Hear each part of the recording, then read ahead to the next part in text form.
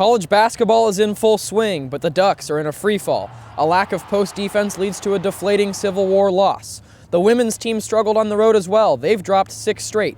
Is there a light at the end of the tunnel for either of these teams? It's Duck TV Sports, and it starts right now.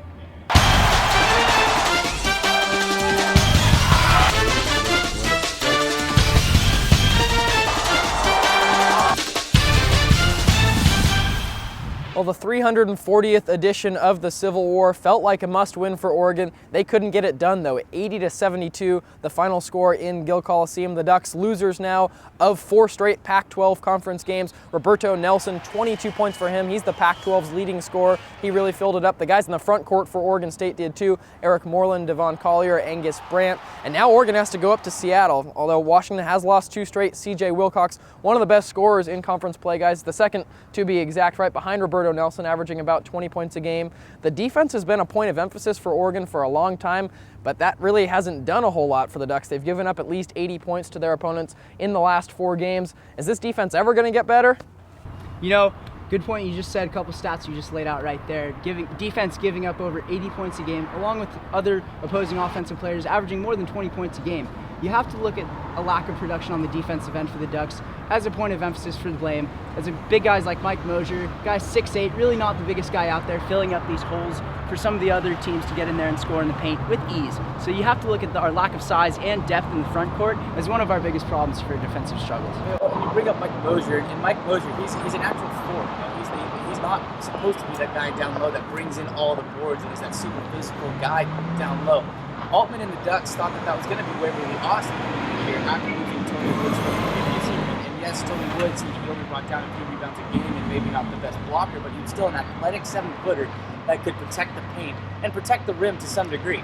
And so Oregon's missing that player right now. They're missing that guy down low. And I mean, you saw that in the Oregon State matchup when Altman, he started Elgin Cook. I mean, he's trying to mix it up. He's trying to do something with the scheme that's different. And you know, you have to at this point. So he's trying to tinker with the lineup. So we'll see if he continues to do that. Arslan Kazemi, a guy, of course, they miss as well. Waverly Austin actually didn't even play against Oregon State. He's been battling an illness, missed a couple practices this week. Joseph Young is a guy who did play, but didn't play very well. 2 straight games. He's only had 5 points in each game. He's averaging around 18 or 19. He's an explosive scorer, just hasn't been there for him. 1 of 8 from downtown in the last couple games, and he's normally a 41% three-point shooter. So how important is it for Oregon to get him back on track scoring for them? Well, it's huge. Like as you said, he's one of the Pac-12's leading scorers. And when you're one of the best scorers in the Pac-12, you can't just all of a sudden not be in the game, not be in a flow and expect to have your team play well. Especially when defense is not there for this team right now. Offense is the only thing they have, and Joseph Young is a key part of that. So when he goes down, the offense is going to be down just as quickly. You have one of the best scorers in the Pac-12. And when you lose somebody that gets 19 points a game and he goes down to 5, that's 14 points that Oregon's missing right there. Yeah, like you said, one of the Pac-12's top scorers in Joseph Young, coming in, averaging a little over 18 points a game. When you have that combined 10 points in the last 2 games, lack of offensive production, combined with the defensive struggles we were talking about earlier, the Ducks really need to find somewhere else, or they need Joe Young to really step it up. And nights like Sunday night, 1 for 5 from the field. He needs to really step it up on the offensive end. Just 3 of 16 from the field in the last 2 games against Stanford and Oregon State. All right, when you lose 4 straight games, the blame can be thrown around quite a bit. Coaching staff, players, the locker room loses a little bit of confidence. Is the blame more on Dana Altman and his coaching staff, Stubblefield as well, or is it on the players just lacking execution on the defensive end? You know, I think with the Ducks, it's a medley of issues, both from Coach Altman and the players. But one of the key stats to me that stuck out is that we are 171st in the country in rebounding, averaging over a little over 35 a game. So when it comes down to rebounding, I look at that as effort. And with our lack of size in the front court, you do have to, give us some credit there. But when it comes down to it, rebounding is about effort. So I have to put more so on the players. Well, there is the rebounding aspect, and I do think it's kind of a 50-50, maybe a 60-40 toward the players as well. I mean, Altman knows what he's doing. He took a team to the Pac-12 championship last year. He took him to the Sweet 16. This guy knows what he's doing. He had a great run at Creighton as well. So, I mean, schematically, something's just not there with the personnel. But also know, when you go 4 from 19 from 3 and you're a 3-ball team, as they did with Oregon State on Sunday, that's not going to help. So, I mean, you can blame that on the players. That's just cold shooting. It's 21% from the field. Oregon State, they were 58%. They went 7 for 13.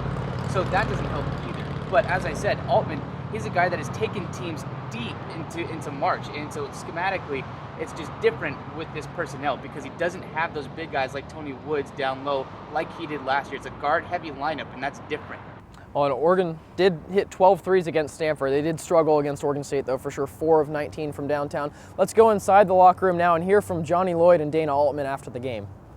Each loss, it gets tougher and tougher to get out this hole we're digging. This is 4 in a row, so we just gonna try to, we're just trying to put it behind us and just try to keep moving forward. All we can do is just, we're not gonna waste any energy on what has happened. We're just gonna keep putting all our energy and going forward and just trying to get this win so we can get out of this hole. Things just aren't going our way right now. Every team hits adversity. There's many teams across the country losing 3 or 4 games in a row. It happens. They don't all have transfers, so it happens. We just trying to combat everything and just keep going hard. That's all we can do. No, it's not going to be easy. Our guys are going to have to fight it.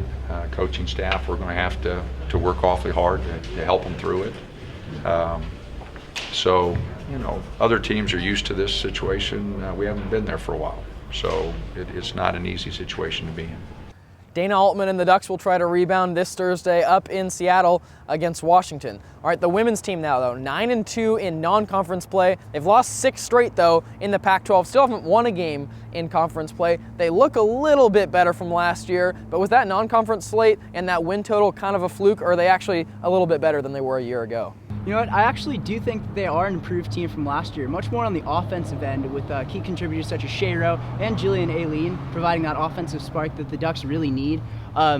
The problem is more or less on the defensive end, where the Ducks are struggling this year, giving up a lot of points to opposing offenses. So with our offensive production that we have, we just need the defense to produce a little bit more, and the Ducks will come along just nice. Well, with the defense, though, that's a byproduct of the system Paul Westhead runs. He runs that run and gun, and with that, you're just not going to be as strong on the defensive side of the ball. You're going to put up points, and as we've seen this year, Oregon can really chip away at those big leads fast. Perfect example, it did happen at UCLA, happened at Oregon State as well. They can take away those big leads quickly, but the byproduct of that run and gun system that Westhead has used and has continued to use over the years is going to be defensive struggles. So something needs to change there. Maybe it's, again, a size issue, kind of similar to the men's side. Like at Oregon State, Ruth Hamblin, she was 6'6" and really gave Oregon a ton of trouble. It could be something similar in that type of scheme. Well, Jillian Aileen, Shayro, this is a team that they create a lot of turnovers too, especially off steals. They do have size down low, and we've seen the system work before.